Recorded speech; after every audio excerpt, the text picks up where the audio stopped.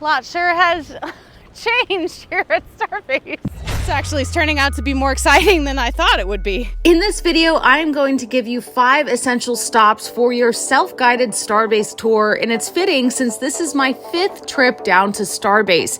Every time I return, I notice something new, and even on the way out there, going down Highway 4, I noticed some signage for the Massey's testing site, as well as this handy timed stoplight and a much better paved road down to Starbase. Hey guys, so it is my 5th trip back to Starbase. It's another windy day, which is usually windy down here at Starbase, and there's already so many changes from April until now in mid-October that we're seeing here. Number one, I have to say this is the busiest that I've seen this sort of entrance area here at Starbase. So if you're heading down to Starbase, it's your first time, this is kind of the first stop that people usually do because they want to take a picture with this giant Starbase sign. Usually this area is completely empty. So this is the first time that I'm kind of seeing some construction and vehicles blocking the sign a little bit. But I also spy with my little eye, and you can follow me here, a sign from SpaceX. So let's go read what it says.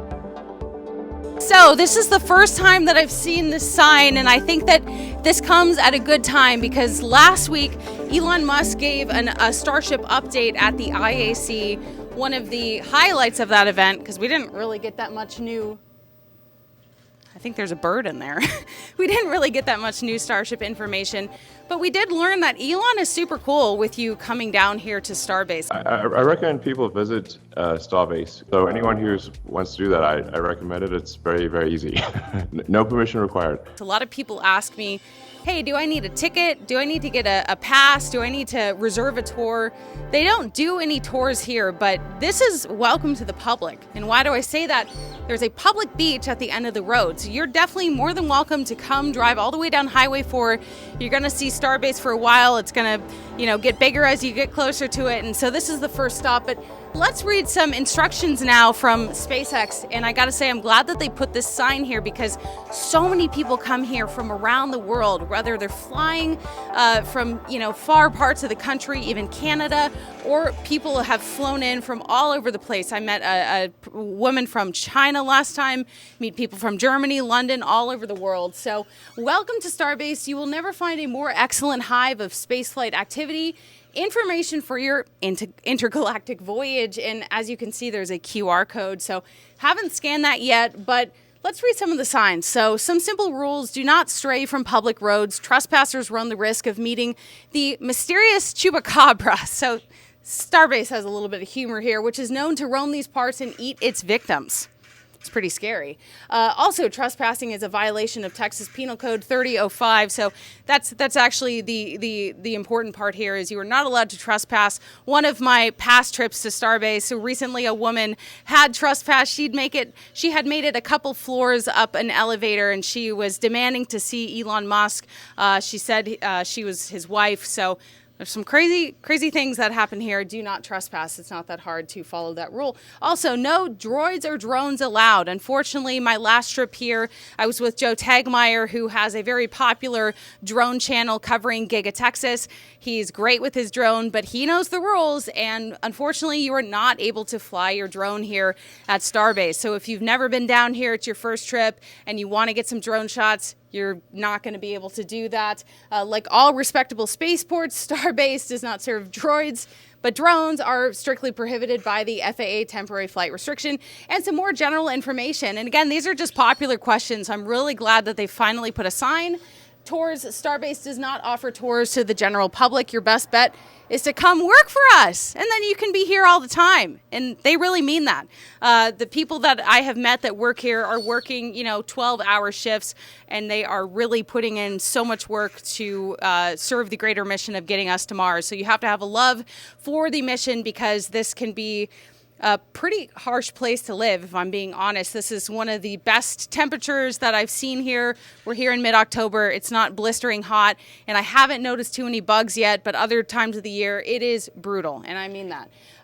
We also have some information, restaurant and gift shop.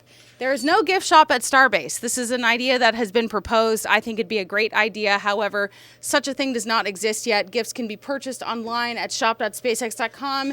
Also, when you drive down, you're going to see food trucks on the side of the road. Those are not for you. And the sign makes that clear. All food outlets are reserved for employees working on site.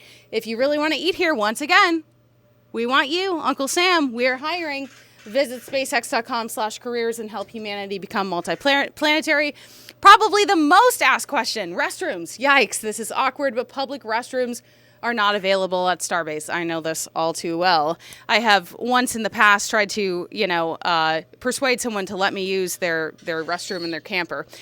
You may want to start driving home now, or what some people do, they go down to the beach, they go behind a dune, but you are risking a mosquito bite in a very uncomfortable area. However, it's important to know there are no restrooms, so about 20 minutes from here, there are 3 gas stations, and that is the point of no return. Hit those gas stations, get some water, go to the bathroom, and then you're on your own out here. It is the wild west of Texas. Okay, you guys, so we just finished the first stop, the essential stops when you come to Starbase for the first time. So we're gonna take you to the second stop, which is not far away. So I will say it's also a pretty dead day here at Starbase.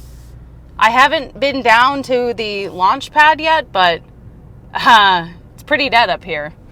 So we are going to go to the second stop of the tour.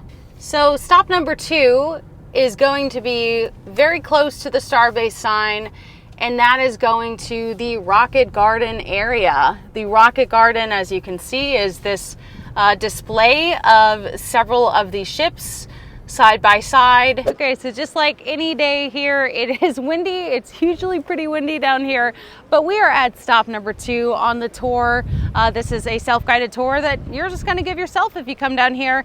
And this is where you're going to come to the Rocket Garden and see the massive scale of these ships. You're going to get another photo op, and you're going to be able to see, for example, the heat tiles up close.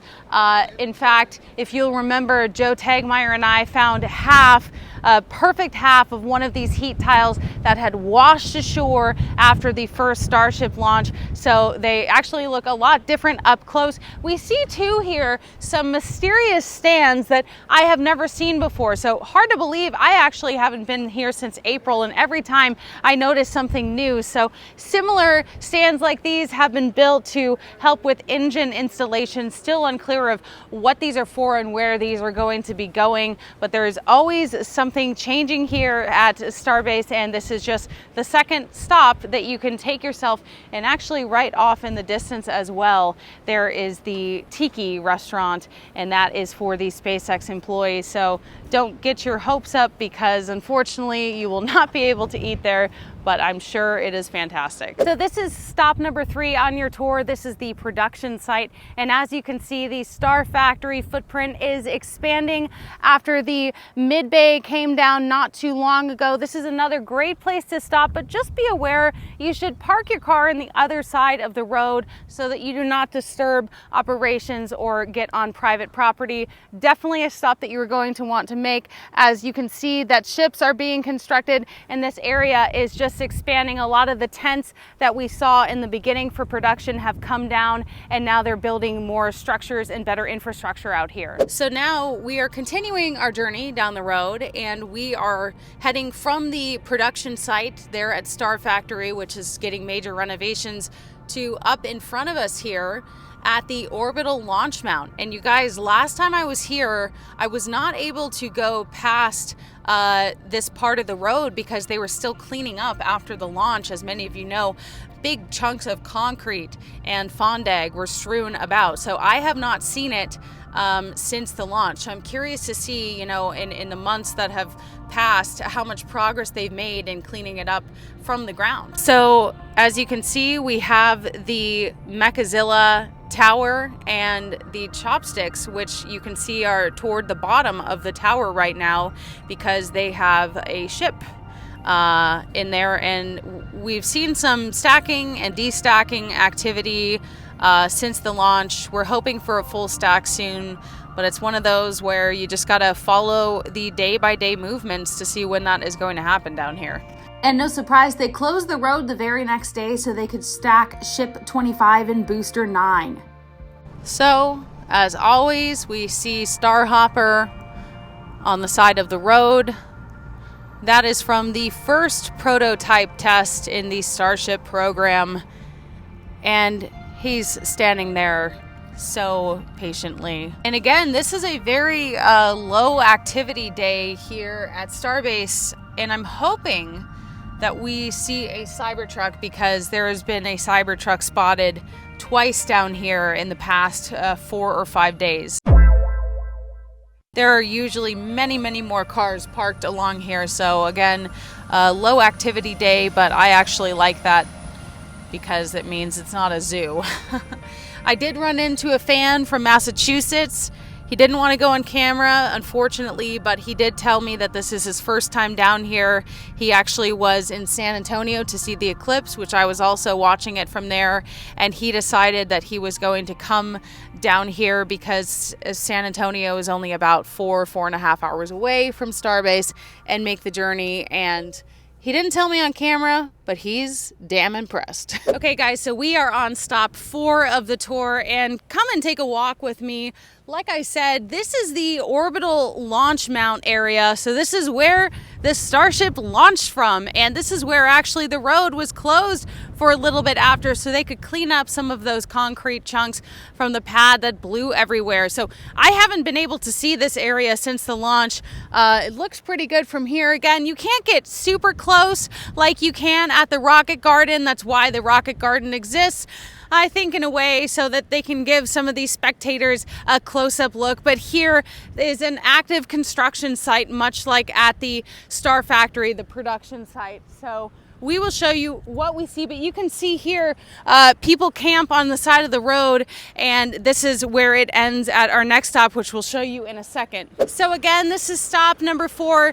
I think this is the area where I usually see the most cars on the side of the road. Today is a very not busy day here, a very slow day at Starbase. We see this sign, "We are explorers on the road to Mars," and this is where you are going to see the orbital launch mount. We're going to see stage 0 in the background. You want to make sure to not drive where you shouldn't go or walk where you shouldn't go, as this is an active construction site. But it's definitely worth looking at, and I think that this area of the facility at Starbase is actually the most interesting, because we have the launch tower, because we have the chopsticks that we still haven't been able to see yet how they work during a launch, but we have seen them stack and destack these ships to the booster. It's pretty incredible stuff that you're only going to see here at Starbase. You've made it to the end of Highway 4, to the end of your self-guided tour. This is the last stop in the tour. This is Boca Chica Beach, and it's actually a very nice beach. I gotta say, the pothole situation has improved tremendously also on Highway 4. Most times of the year here, the water is actually very warm to swim in. And fun fact, I actually watched the Inspiration 4 launch from right here. So it was kind of surreal seeing Starbase Starship in the background while we watch the Inspiration 4 mission here on the beach. So I hope that you guys have a better idea of what to expect if you make the pilgrimage down here to Starbase. Please, if you like this video, make sure to give it a thumbs up, share this video with your friends, leave a comment if you want to come here and what stop you would want to see the most. Thank you so much for watching this video, and I'll see you in the next one. Oh, so you stayed for after the video. Well, you're in luck, because you get to know about the bonus stop, the hidden gem of the tour, where you can get extremely close to stage 0. I mean, really, really close to the orbital launch mount. Now, it will require a little bit of a walk here on the beach, but I'll show you where we're walking to. And unfortunately, I didn't bring bug spray today. You're probably going to want to bring bug spray, but I promise you it's worth it. So you guys, this is the bonus stop in the tour. This is a place that I was only clued into before the last launch. A lot of photographers come back here, and you'll see there's actually picket signs that say no trespassing. So believe it or not, you know, people come and do this, and it appears as something you can do. So let's take you a little closer The way that you're going to get here is walk down the beach just a little bit, and there's a pretty big open area where you can start heading back in the dunes. Even you can see that I'm following somewhat of a path here. So here are some of those pickets that I'm talking about that say no trespassing. So you guys, I am no Inspector Gadget, but if I had to guess, I would guess that this concrete chunk and that concrete chunk behind us are just part of the ejecta from the pad. So the material that was ejected during the Starship launch. And remember, we're here in October. That happened many months ago. So yes, there are some remnants from the launch. There is some more damage that you can see. So you can see some of that bending and that crumpling of the tank farm ahead of us.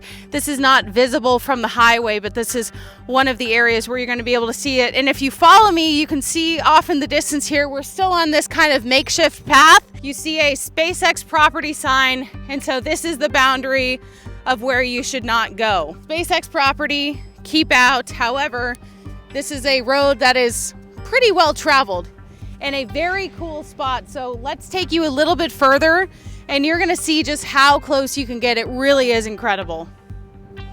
I will say it is also incredible to see how many little chunks and fragments of the pad that are still out here. I did not expect to see that.